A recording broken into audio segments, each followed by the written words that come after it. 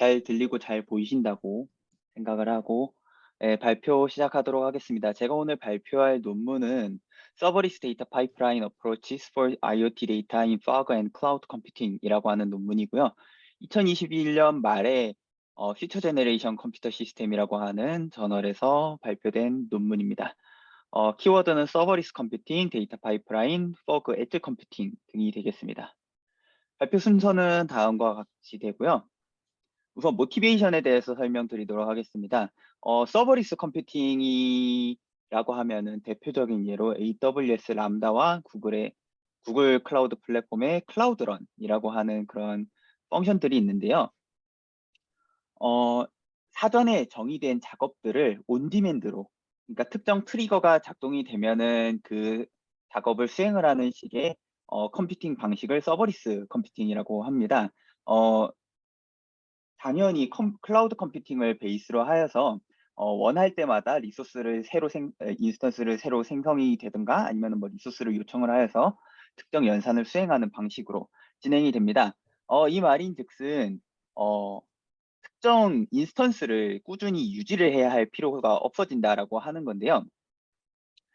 이러한 특징이 굉장히 IoT 어플리케이션들에서는 굉장히 강점으로 작용한다고 합니다. 이렇게 되면은 상대적으로 적은 리소스 사용량과 적은 코스트, 그러니까 비용으로 IoT 어플리케이션들을 서비스할 수 있게 되는데요.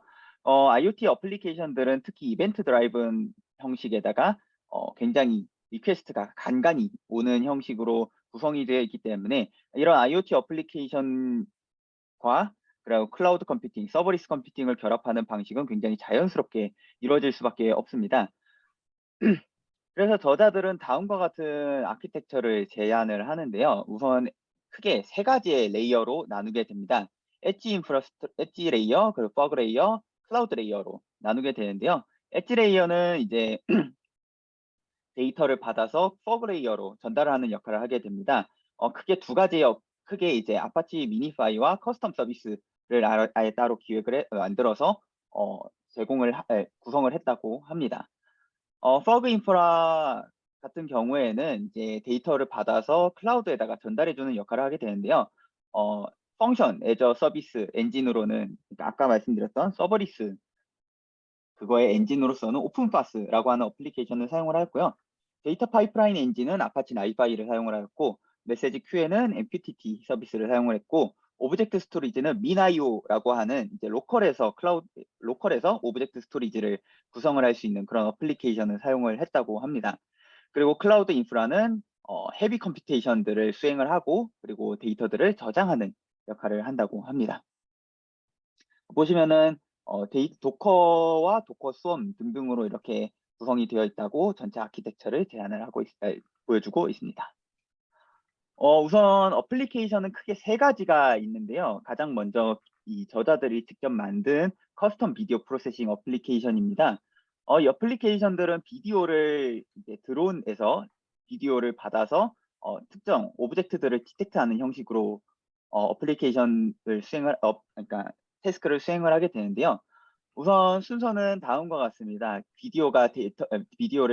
드론이 비디오를 캡처를 하면은 엣지 게이트웨이를 통해서 데이터가 들어오게 되고 이 엣지 디바이스는 그 비디오를 압축해서 버그노드로 보내게 됩니다. 버그노드는 일단 데이터를 받아서 디컴프레스를 압축 해제를 실시를 하고요.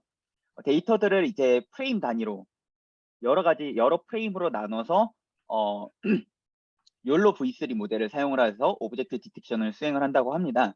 그리고 이렇게 오브젝트 디텍션을 통해서 이제 나온 그 로우 아웃풋을 JSON으로 이제 인코딩을 하여서 이제 클라우드에다가 저장을 하는 방식으로 순서로 진행된다고 합니다. 여기에서 사용된 메인 펑션은 스플릿과 욜로 크게 두 가지가 있다고 합니다. 이걸 어떻게 읽는지는 잘 모르겠는데 아이네아스라고 저는 읽겠습니다. 이게 특정 어플리케이션인데요. 텍스트 오디오 싱크로나이제이션 어플리케이션이라고 합니다. 그래서 텍스트와 오디오 파일을 받아서 그 두 개를 이제 싱크로나이제이션 매핑을 하는 그런 어플리케이션이라고 합니다. 이 어플리케이션은 이제 엔드 유저로부터 WAV 파일을 받아서 컴프레션을 수행을 하고 버그노드로 받은 다음에 디컴프레션하고 이제 해당하는 얼라이먼트를 이제 클라우드에서 다운로드 받아서 그 아이네아스 그 엔진에다가 이제 WAV 파일과 XHTML 파일을 넣어서 그 결과를 제이선으로 뱉어내도록 하여서 그 제이선을 저장하도록 하는 그런 일련의 과정이라고 합니다. 사용된 메인 펑션은 아이네아스를 이제 메인 펑션으로 두고 있고요. 세 번째는 포켓스피넥스라고 하는 어플리케이션입니다. 스피치를, 그러니까 이제 음성을 바로 이제 텍스트로 컨버전 해주는 그런 어플리케이션이라고 하는데요. 스피커 인디펜던트하게 이제 지속적으로 스피치 레코그니션을 수행한다고 합니다. 아까 아이네아스와 비슷한데요. 엔드 유저는 이제 엣지 게이트웨이에다가 이제 파일을 떨궈주고 그 파일을 이제 엣지에서는 컴프레션해서 넘겨주고 디컴프레션하고 이제 WAV 파일을 텍스트로 변환하게 되면은 그 텍스트 결과를 가지고 이제 텍스트 서치를 수행을 해서 제이슨으로 형태로 저장을 한다고 합니다. 사용된 메인 펑션은 포켓스피넥스 하나 있고요. 저희가 이제 제가 지금 소개드린 게 총 세 가지의 어플리케이션을 이 저자들은 리얼타임 IoT 어플리케이션이라고 하면서 특정 워크로드라고 생각을 하시면 될 것 같습니다. 이 저자들은 이 워크로드뿐만 아니라 그 세 가지 형식의 데이터 파이프라인을 설계를 하여서 각각을 벤치마킹하고 있는데요. 첫 번째는 오프 더 쉘프 데이터 플로우 툴이라고 하는 형식이고 이후에는 DFT라고 하는 약자로 표현될 데이터 파이프라인입니다. 이 세 가지 어플리케이션들에 대해서 이제 따로따로 적용한 방식이 있는데 그것 말고 공통적으로 적용된 사항은 이 전체적으로 일반적인 데이터 파이프라인에서 사용되는 그런 QA 어플리케이션을 따로 사용하지 않고요. 엣지 게이트웨이에다가 이제 미니파이, 아파치 미니파이라고 하는 그 일전에 이재규 학생이 랜덤에 한번 올렸었던 적이 있는 그런 어플리케이션인데요. GUI를 통해서 데이터 파이프라인을 구성할 수 있는 그런 어플리케이션입니다. 엣지 게이트웨이에다가 미니파이를 설치를 해두고 이제 퍼그 레이어나 클라우드 레이어의 나이파이 이제 그 프로세서들을 이렇게 설정을 해두면은 그 미니파이에서 수집된 데이터들을 나이파이 프로세서로 바로 전송해주는 역할을 하게 됩니다. 그래서 이제 따로 Q 어플리케이션이 있는 게 아니라 그냥 바로 이렇게 내부적으로 진행을 한다고 합니다. invoke HTTP와 put 람다라고 하는 그런 이제 서버리스 펑션들을 트리거할 수 있는 그런 함수들도 아예 자체적으로 가지고 있기 때문에 그거를 통해서 구성했다고 하고요. 미니파이는 이제 말씀드렸던 것처럼 get 파일이라고 하는 함수를 통해서 데이터를 받아서 나이파이 프로세서로 보내는 역할을 합니다. 스러그 프로세서는 데이터를 이제 미나이오 버켓에다가 저장하는 역할을 하게 되고요. 그림 구조는 아래와 같습니다. 우선 커스텀 비디오 어플리케이션 제일 먼저 소개드렸던 욜로를 통해서 오브젝트 디텍션을 수행하는 그 어플리케이션 같은 경우에는 총 3개의 서버리스 펑션이 서버리스 펑션을 수행하는 그런 프로세서가 있다고 합니다. FFmpeg라고 하는 그런 아까 전에 설명드렸던 그런 그 프로그램을 통해서 API를 통해서 이제 비디오를 여러 개의 프레임으로 쪼개게 되고요. 그 쪼개진 프레임을 욜로 그 모델을 통해서 디텍션을 하고 그 디텍션된 결과를 제이선으로 변경하는 그런 프로세서가 총 3개가 메인 프로세서로 동작을 하고요.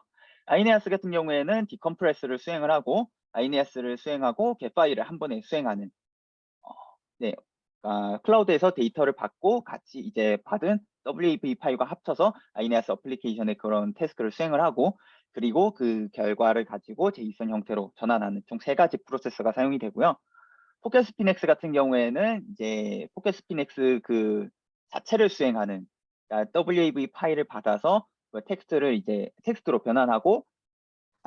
변환하는 하나의 프로세서가 있고요. 그 텍스트를 기반으로 이제 프로세싱을 수행을 해서 결과적으로 제이선을 떨구는 텍스트 프로세싱 프로세서까지 해서 총 두 종류의 메인 프로세서가 있다고 합니다.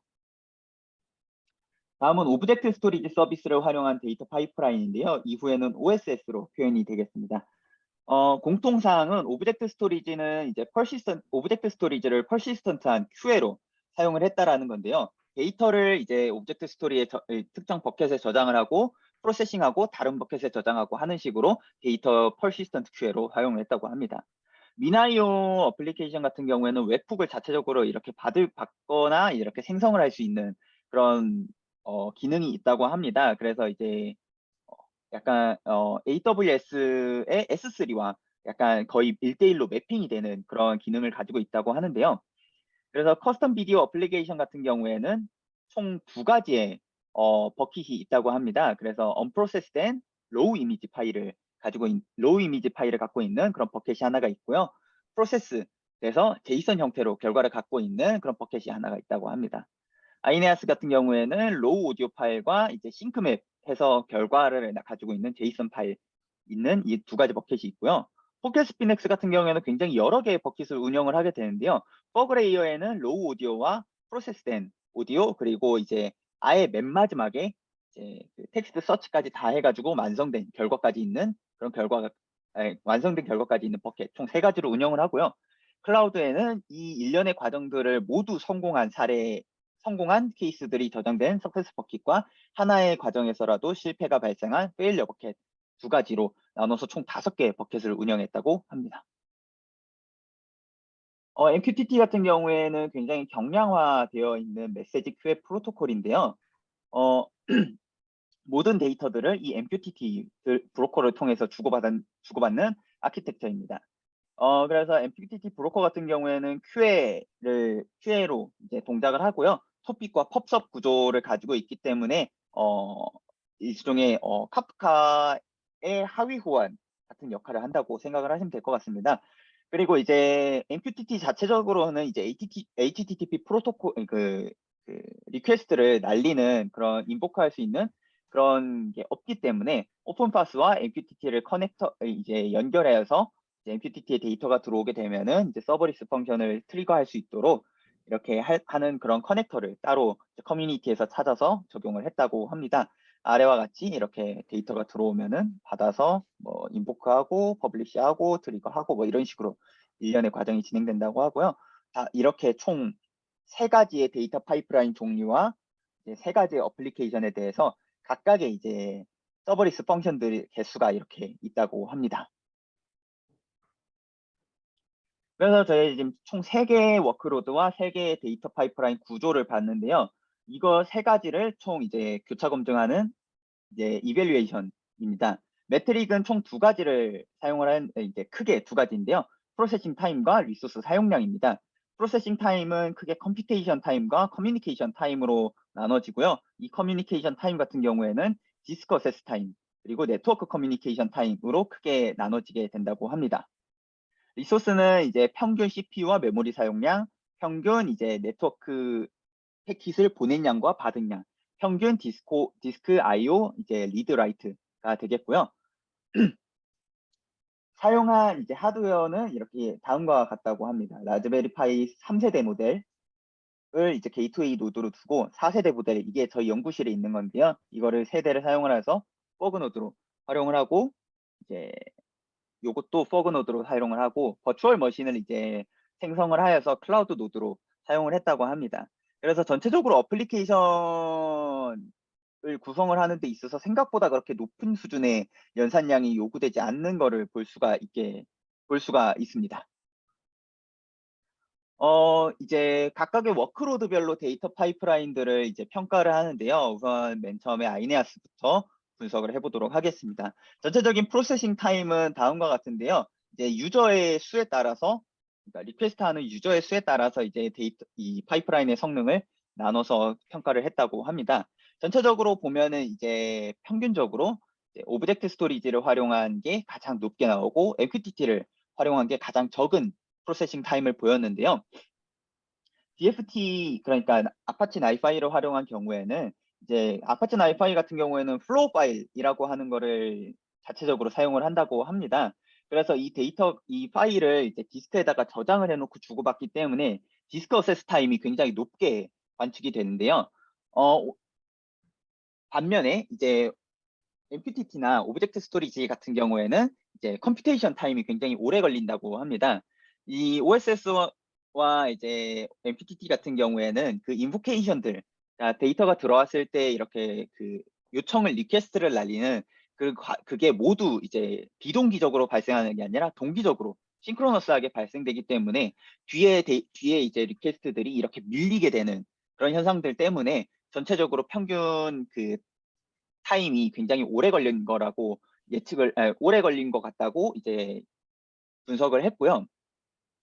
CPU와 메모리 같은 경우에는 이제 전체적으로 200명의 유저에서 이제 MQTT와 DFT가 이렇게 역전되는 형상을 보인다고 합니다.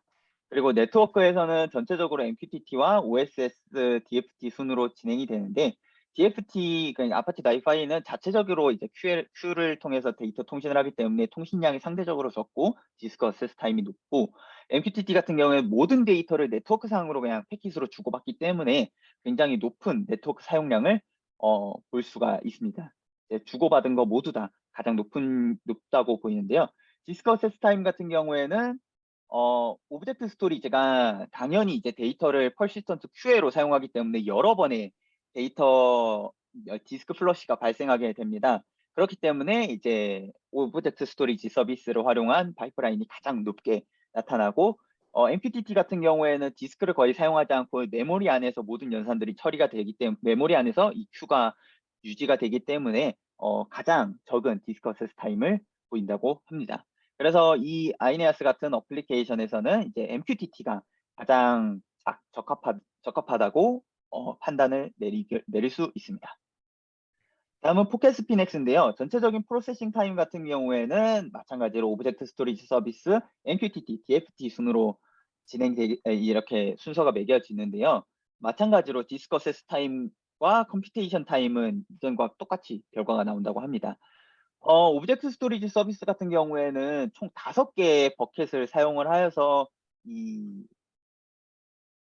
그 포켓 스피넥스 워크로드를 수행을 하였기 때문에 그 각각의 버켓들에서 이제 서로 이제 인보케이션을 주고받고 데이터를 넣고 빼고 하는 그 과정 때문에 컴퓨테이션 타임이 굉장히 높게 관측되는 것 같다고 이제 저자들은 예측을 하였고요. 여기서부터는 이제 MQTT를 활용한 그런 데이터 파이프라인 같은 경우에는 여기에서는 약 2%의 데이터 로스가 발생했다고 합니다. CPU와 메모리 사용량 같은 경우에는 이제 DFT가 가장 높게 나오고 오브젝트 스토리지 서비스가 가장 적게 나타나게 되고요. 네트워크는 OSS가 가장 높게 나타나고 DFT가 가장 적게 나타나는데요. MQTT와 다르게 이번에 OSS에서 가장 높게 나타나는 이유가 말씀드렸던 것처럼 총 5개의 버켓을 운영하기 때문에 각각의 HTTP 프로토콜을 날릴 때마다 이 네트워크 사용량이 늘어나게 됩니다. 그래서 네트워크가 가장 높게 나타나는 것 같고요. 디스크는 마찬가지로 오브젝트 스토리지가 가장 많이 활용을 하게 됩니다. 따라서 이 포켓 스피넥스와 같은 워크로드에서는 이제 DFT가 가장 잘 어울린다고 판단을 내릴 수가 있습니다. 마지막은 이제 커스텀 비디오 어플리케이션인데요. 비디오 같은 경우에는 이제 리퀘스트의 수뿐만 아니라 들어오는 그 비디오의 프레임 퍼 세컨드, FPS가 굉장히 중요하다고 얘기를 합니다. 그거에 따라서 이제 그 컴퓨테이션의 그 부담이 클 수도 있고 작을 수도 있고 하기 때문에 그것까지 한 번에 분석을 했다고 합니다. 그래서 프로세싱 타임 같은 경우에는 전체적으로 보면은 이제 단위가 아까와 많이 달라지긴 했지만 MQTT가 가장 높게 나오고 DFT가 그 다음 OSS가 가장 적게, 의외로 OSS가 가장 적게 나타나게 되는데요. 디스크 어세스 타임과 컴퓨테이션 타임은 마찬가지지만 이제 OSS 요거는 아니고 요거는 이제 잘못 들어간 거고요. MQTT 같은 경우에는 이제 경량화되어 있는 프로토콜이라고 말씀을 드렸었는데요. 비디오 데이터 전체를 그냥 바이너리로 인코딩을 해가지고 MQTT에다가 쏴버립니다. 그렇게 되면 MQTT가 데이터 로스가 굉장히 많이 발생하게 되는데요. 이 워크로드에서는 약 38% 가까이의 데이터 로스가 발생했다고 합니다. 그래서 중간중간에 보면은 이제 MQTT의 그래프들이 끊겨 있는 것들이 보일 텐데요. 그런 경우에는 이제 데이터 로스가 너무 많아서 이제 제대로 결과를 이제 분석할 수 없었다. 그래서 이제 그 부분에 대해서는 그래프에서 좀 뺐다라고 저자들이 논문에서 서술을 하고 있습니다. CPU와 메모리 사용량 같은 경우에는 MQTT가 가장 많고요. DFT, OSS 순으로 순위가 매겨지는데 MQTT는 아까 말씀드렸던 것처럼 메모리 안에서 그 모든 데이터들을 관리하기 때문에 메모리와 CPU 사용량이 자연스럽게 높아질 수밖에 없고요. OSS는 이전에 설명드렸던 것처럼 디스크에다가 모든 데이터들을 플러시를 해놓고 그 데이터들을 persistent query로 사용하기 때문에 CPU와 메모리 사용량 자체는 그렇게 높게 나타나지 않는 것 같다고 이제 저자들이 분석을 하였습니다. 네트워크 양 같은 경우에는 프레임 퍼 세컨드가 높아짐에 따라서 리시브하는 거는 OSS, MQTT, DFT 순으로 달라지게 되는데요. 유저의 수가 많아지면은 이제 MQTT, DFT, OSS 순으로 이제 많아지게 됩니다. 따라서 이 부분들은 저자들이 이제 약간 끼워 맞춘 것 같기는 한데 오브젝트 스토리지 서비스가 좀 더 호리젠탈하게 스케일링을 할 때 좀 더 이런 부분에서 강점을 가질 수 있다라고 분석을 하게 됩니다. 트랜스미트하는 그러니까 전송하는 양 같은 경우에도 MQTT, DFT, OSS 순서고요.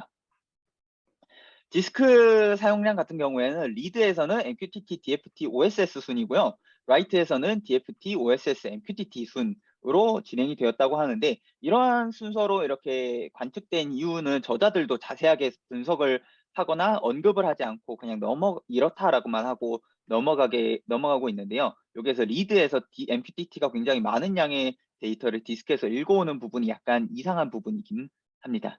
어쨌든 간에 이렇게 대용량의 데이터를 서로 주고받는 IoT 어플리케이션 같은 경우에는 이런 OSS, 오브젝트 스토리지를 기반으로 하는 서비스가 가장 적합하다고 이제 판단을 할 수가 있습니다. 전체 이제 마지막으로 슈터빌리티 어널리시스를 하게 되는데요. 가장 어울리는 그런 워크로드 같은 경우에는 아이네아스, 포켓스피닉스, 커스텀 비디오 앱 어플리케이션에서 각각 설명을 드렸었고요. 인덱스를 약간 좀 이렇게 구했는데요. 이제 미니멈과 맥시멈을 이렇게 구한 다음에 각각 이제 카운트를 해서 이제 차지하는 그런 포션들을 이렇게 퍼센티지로 나타냈다고 합니다. 그래서 약간 좀 굉장히 나이브하게 슈터빌리티 테스트를 한 것 같은데 여기에서 보면 포켓 스피넥스 같은 경우에는 DFT가 가장 적합하다고 말씀을 드렸는데 이제 미니멈에서 MQTT가 굉장히 좋은 적합성을 보였는데 가장 안 좋은 적합성에서도 MQTT가 가장 높은 거를 보였기 때문에 그 다음 순번인 DFT를 이제 베스트 핏한 케이스로 선정을 했다라고 합니다.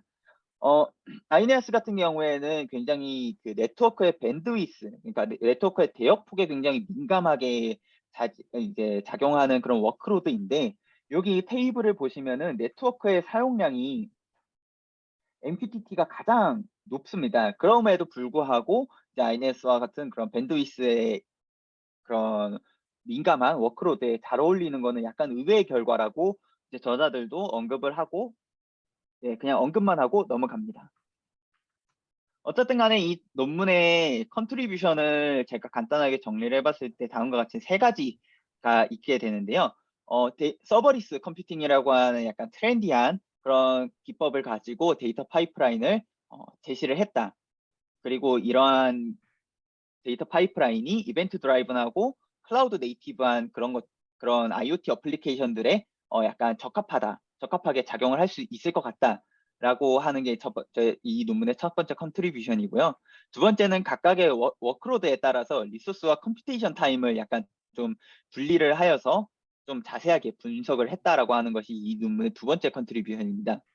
세 번째는 이제 슈터빌리티 테스트, 나이브하기는 하지만 슈터빌리티 테스트를 통해서 이제 제시하는 프레임워크들을 각각의 워크로드에 맞게 좀 이제 매칭을 시켰다라고 하는 게 좀 세 번째 제가 생각한 이 논문의 컨트리뷰션입니다. 그리고 또한 이 논문의 퓨처웍스 같은 경우에는 이제 전체적으로 프로세싱 타임을 좀 개선을 하고 기존에는 이제 그냥 관측만 했다라고 하면은 이런 리소스 유세지나 아니면 프로세싱 타임을 전체적으로 좀 이제 옵티마이징을 하는 것이 첫 번째 퓨처웍스고 두 번째는 이제 각각의 워크로드에 맞도록 좀 데이터 파이프라인을 설계를 하기 위해서 좀 더 많은 워크로드들을 좀 더 찾아보는 것이 이 논문의 퓨처웍스라고 합니다. 하지만 제가 봤을 때는 여기에서는 이제 각각의 어플리케이션들을 그냥 띄워만 놓고 라이브러리를 통해서 그 어플리케이션들에다가 요청을 날리는 식으로 이렇게 그 전체적인 파이프라인을 구성을 하였는데 그런 것보다는 조금 더 낮은 레벨에서 각각의 목적에 맞도록 적합한 서비스들을 직접 구현하는 것이 일단 이 옵티마이제이션을 하기 전에 먼저 선행되어야 된다고 저는 생각을 합니다. 어쨌든 간에 이 논문에서 중요한 점은 이제 서버리스 펑션을 활용한 데이터 파이프라인을 제시를 하였다라는 점이 되겠고, 조금 떨어진 이 논문에서 아쉬웠다라고 하는 점은 언급들이 이게 논문에 대한 설명들이 각각의 파트에 대한 설명들이 굉장히 미흡한 부분들이 가끔 있었습니다. 또한 이 그림을 사용하는 게 조금 이제 이 논문에 대한 설명들을 좀 잘 하지 못하는 그런 피규어와 디스크립션에 대해서 전체적인 조금 아쉬움이 있는 논문이라고 저는 약간 좀 평가를 감히 내려봤습니다. 오늘 발표는 여기까지입니다. 혹시 질문 있으실까요?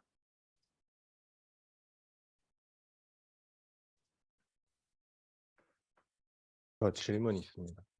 네, 그 MQTT에서 데이터 드롭이 발생된다 나왔었는데 네, 네, 네. 혹시 MQTT는 데이터 손실을 보장하지 않는 프로토콜인가요?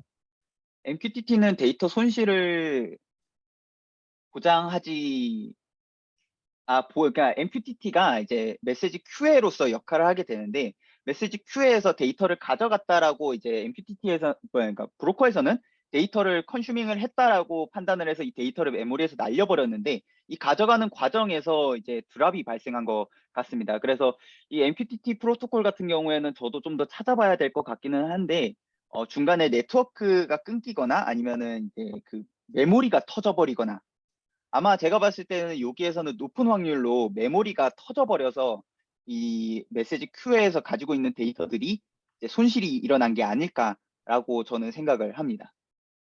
그리고 프로토콜 자체는 이제 메시지 손실을 보장합니다.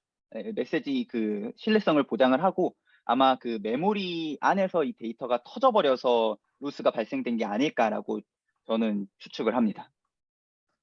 음, 그러면은 비디오 데이터 같은 경우에는 용량이 높다 보니까 그럴 수 있는데 네. 그렇기 때문에 38%나 드롭이 된 건가요? 네, 아마 그런 것 같습니다.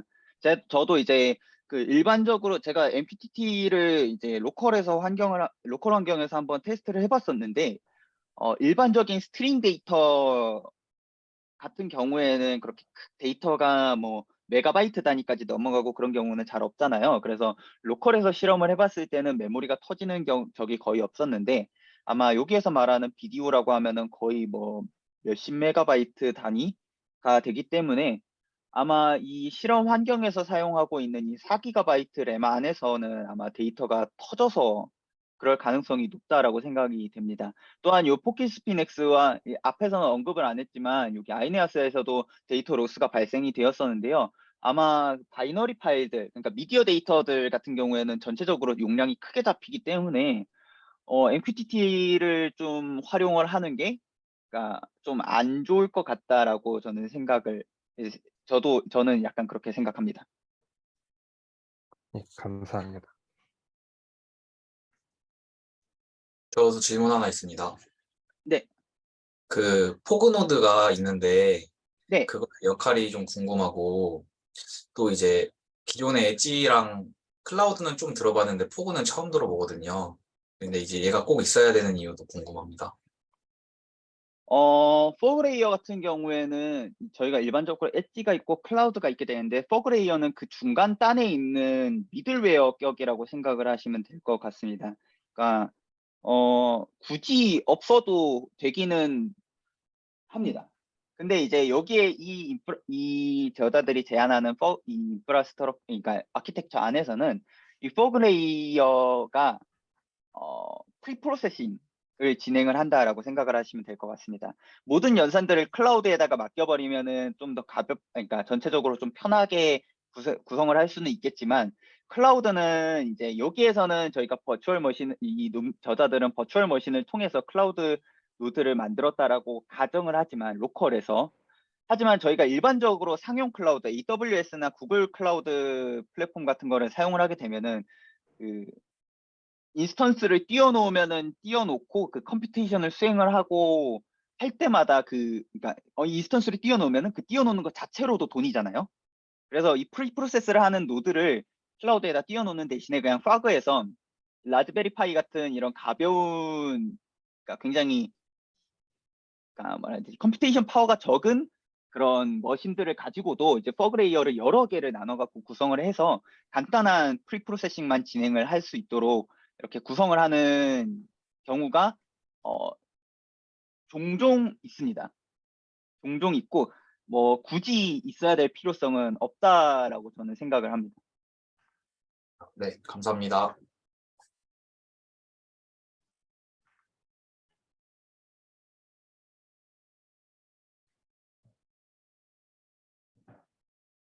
질문 없으시면은 마무리하도록 하겠습니다.